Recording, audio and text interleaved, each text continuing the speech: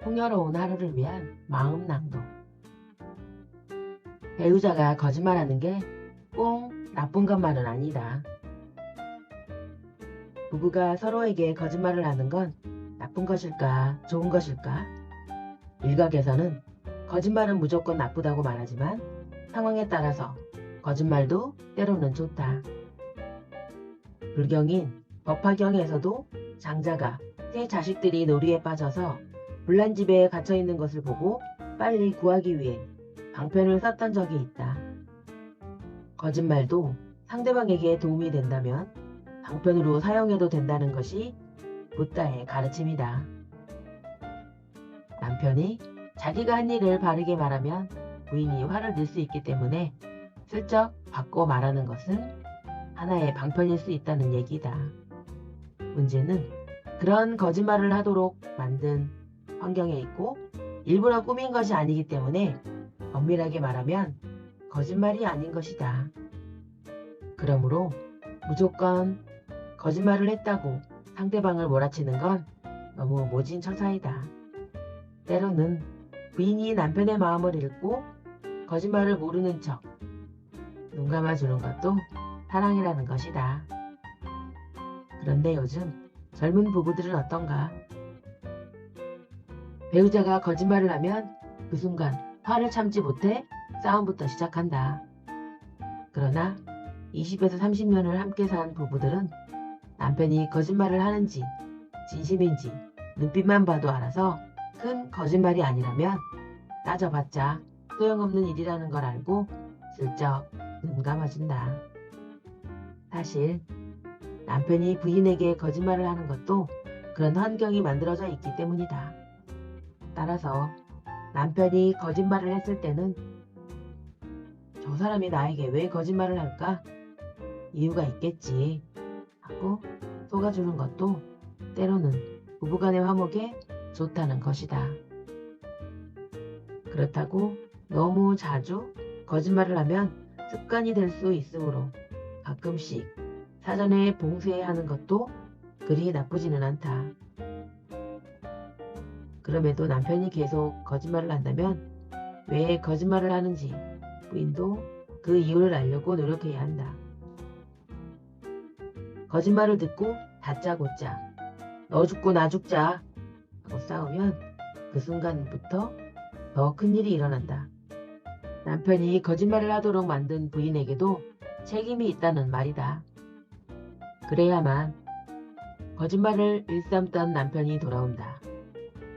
그러지 못하고 다짜고짜 넌 왜 자꾸 거짓말을 하냐? 따지면 나중에는 완전 범죄를 위해 더 치밀한 거짓말을 연구하게 될 것이다.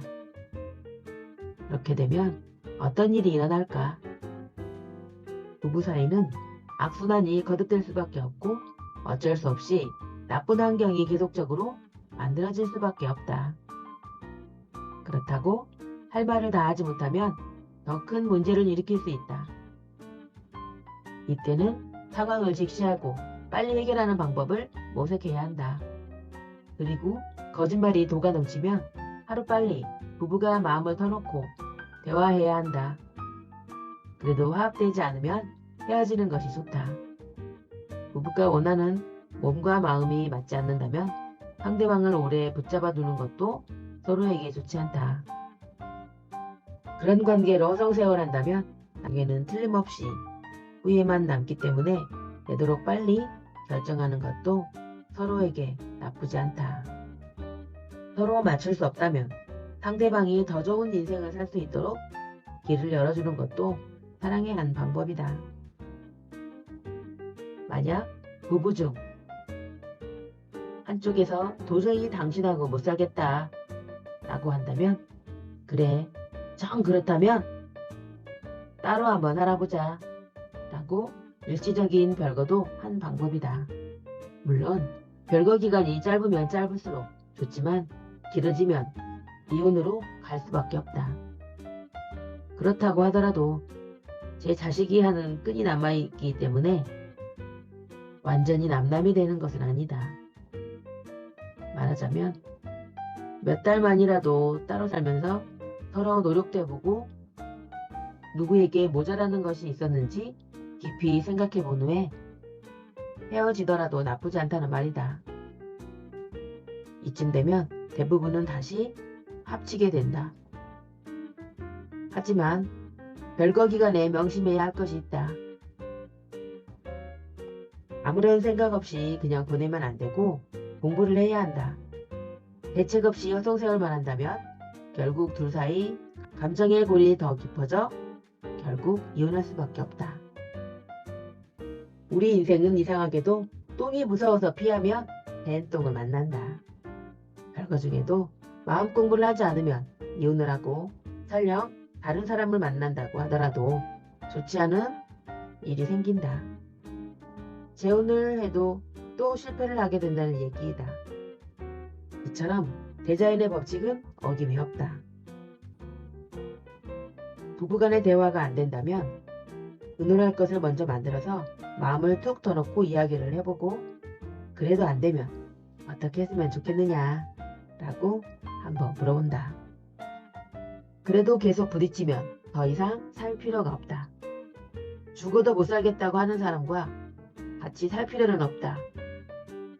그럼에도 불구하고 함께 살면 어떻게 될까? 함께 살면 큰일이 생긴다는데 굳이 함께 살 이유가 없다는 것이다. 이혼할 때도 원수처럼 헤어지면 안 되고 상대방의 행복을 빌어줘야 나도 행복해질 수 있다. 내 생각과 거짓말로 상대방의 발을 묶어선 안 된다. 그렇게 되면 내 인생도 철저하게 묶인다. 이것이 바로 부부 관계이다. 인간은 누구나 자유롭게 살 권리가 있다. 부부가 마음이 통하고 대화가 잘 되면 다 주어도 하나도 아깝지 않다. 하지만 부부가 마음이 꽉 막혀 있으면 하나를 주어도 아깝다. 결혼을 했으니까 자식을 봐서라도 그냥 살아야 되지 않겠느냐 하는 것은 자식도 그런 관계를 원하지 않는다. 부모가 매일 다투면 자식의 앞길도 풀리지 않거니와 인생까지도 망칠 수 있다. 부모가 웃으면서 잘 사는 모습을 보여줘야만 자식들의 인생도 잘 풀린다. 반대로 자식들의 삶이 고달프면 부모와 삶도 힘들 수밖에 없다. 부모와 달리 부모 자식 간에는 끊어질 수밖에 없는 골로 묶여있기 때문이다. 부부 사이에 아무리 화가 나는 일이 있더라도 자식 앞에서는 항상 웃는 얼굴로 대하라. 심지어 법당이나 교회에 가서 기도를 할 때도 항상 환한 얼굴로 남편이 건강하고 자식들이 잘되게 해주세요 라고 해야 한다. 기도하면서 울상을 짓거나 찡그린 얼굴로 기도하면 남편과 자식이 얼굴을 찡그리며 힘들게 살게 해주세요 라고 비는 것과 같다. 그러니까 부모 사이가 좋지 않으면 자식들이 안 풀리는 것은 당연하다. 부모의 에너지가 충만해야 그 에너지를 받아서 다시 자식들도 잘 되고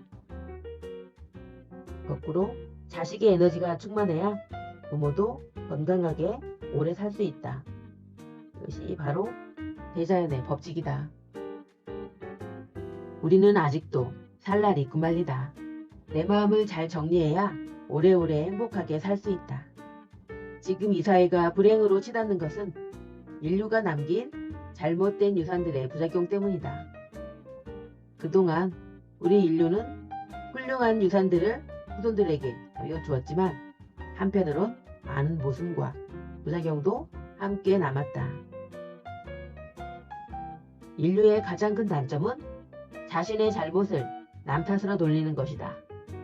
인류는 이제부터 스스로 반성하지 않으면 안 된다. 그럼 어떻게 사는 것이 바른 길일까? 정답은 없다. 다만 자식들이 인생을 허비하지 않도록 부모들이 잘 사는 모습을 보여주어야만 나중에 자식들도 행복해질 수 있다. 부부가 지은 업은 단순히 그들만의 것이 아니라 대대로 자식들에게 이어진다는 것을 명심해야 한다.